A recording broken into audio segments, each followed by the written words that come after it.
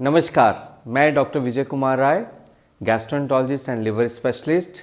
आज 15 साल से आप सबकी सेवा कर रहा हूँ इस फील्ड में और मैं लिव गैस्ट्रो सेंटर से जुड़ा हुआ हूँ। अब बात हो गई ब्रेन की, अब हम चलते हैं गट की। गट के प्रॉब्लम से ब्रेन डिस्टर्ब होगा, ब्रेन डिस्टर्ब होने से फिर गट डिस्टर्ब होगा। तो ये भी मैकेनिज्म है आईबीएस होने का। और इसका जो बेस्ट एग्जांपल है वो है फूड इंटॉलरेंस या फूड एलर्जी। इसका ब्रिटिश जर्नल में भी कई आर्टिकल पब्लिश हो चुके हैं जिसमें क्लियरली बोला गया है कि बहुत सारे जो फूड हैं जो कि हमारे पेट में एलर्जी पैदा करते हैं और उसके जो एलर्जेंस होते हैं वो ब्लड के माध्यम से, नर्व्स के माध्यम से हमारे ब्रेन को जाते हैं, उसको डिस्टर्ब करते हैं और वहाँ से जो सिग्नल आते हैं उसको पूरा सिग्नल डिस्टर्ब आता है और आईबीएस पैदा करता है। तो फूड एलर्जी या food sensitivity is one of the reason for IBS.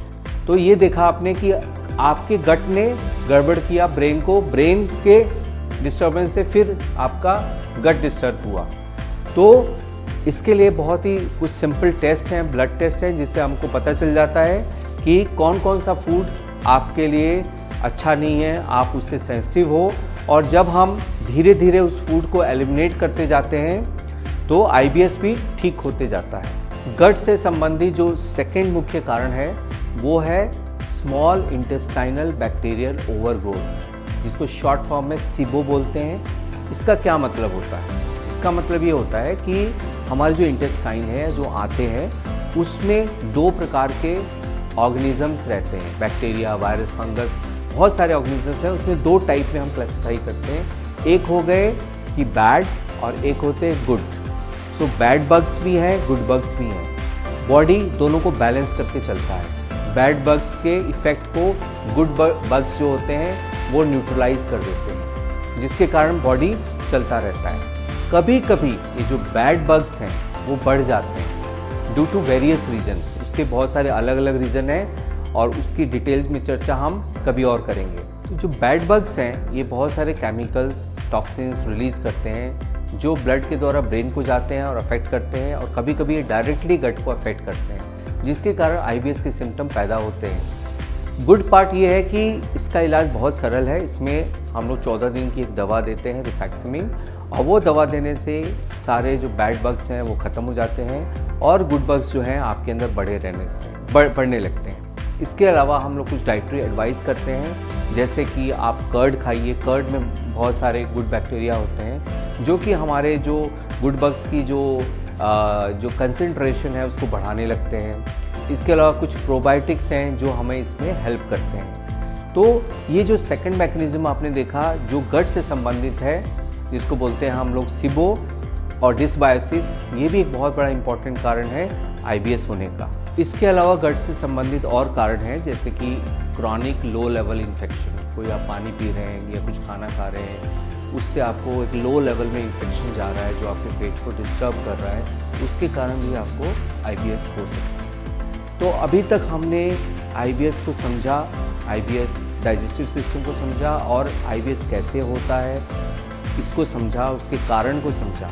अब फिर से हम अपने आप से ये सवाल पूछते हैं कि क्या आईबीएस क्यूरेबल है कि नहीं। तो अभी तक आपने ये समझा कि जो कारण जो हम लोग आइडेंटिफाई किए, जैसे फूड इंटॉलरेंस हो गया या सिबो हो गया या कोई इन्फेक्शन हो गया, उसको अगर हम ट्रीट करते हैं तो आईबीएस 100% क्यूरेबल है।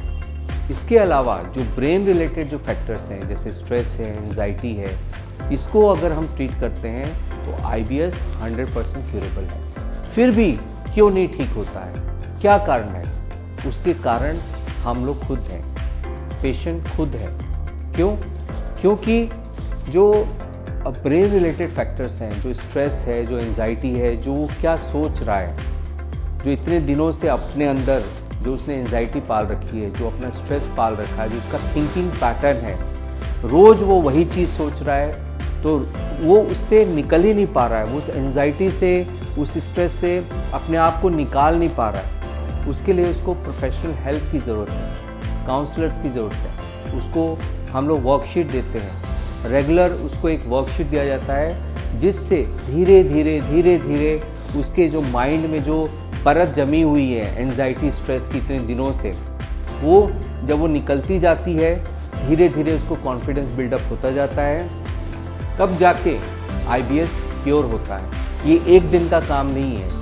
इसमें ऐसा नहीं है कि आपने मलेरिया हुआ और आपने दवा दी और वो ठीक हो गया, टीबी हुआ उसका 6 महीने का ट्रीटमेंट किया ठीक हो गया, कैंसर हुआ इसके ऑर्गन को काट के निकाल दिया, ऑपरेशन किया ठीक हो गया, ऐसा नहीं है। क्यों? क्योंकि इसमें पेशेंट का खुद का योगदान बहुत ज़रूरी है, पेशेंट का इन्वॉल्वमेंट बहुत ज़रूरी है, जो नहीं हो पाता है।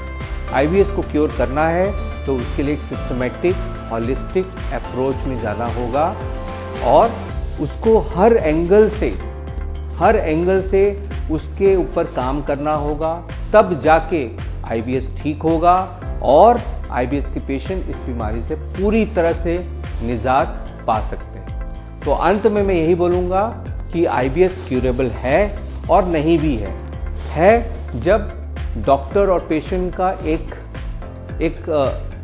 एक कम्युनिकेशन जो है लगातार होता रहे, एक हॉलिस्टिक अप्रोच में काम करें, उसको और बहुत सारी टेक्निक्स में डालें, योगा का यूज़ करें, आयुर्वेदा का यूज़ करें, उसकी काउंसलिंग प्रॉपर हो, दवा चले, उसकी जो लेयर बाय लेयर को उसके साफ़ करना होगा, तब जाके IBS क्यूरेबल है। ये कोई शॉर्टकट नहीं है, कोई ऐसी एक पर्टिकुलर ऐसी कोई दवा नहीं है कि तुरंत दिया और ये ठीक हो गया।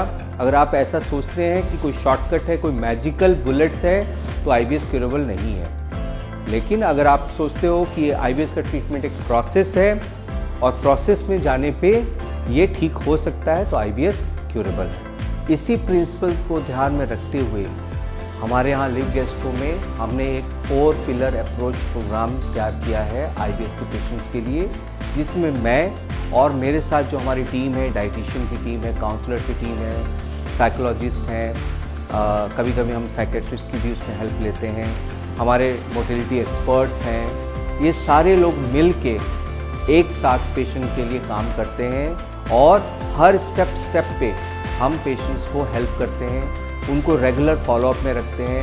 एक वर्कशीट रहती है जिससे हम उनको काम देते हैं, उनको वर्क देते हैं कि आपको ऐसे ऐसे चलना है, उनको क्लियर गाइडलाइन समझाते हैं, क्या खाना है, कैसे सोना है, कैसे सोचना है, सब कुछ हम उनको एक बच्चे की तरह हम लोग उनको समझाना पड़ता है और तब जाके धीरे धीरे वो एकदम ठीक महसूस करते हैं और मैक्सिमम लोग हमारे ठीक हो जाते हैं।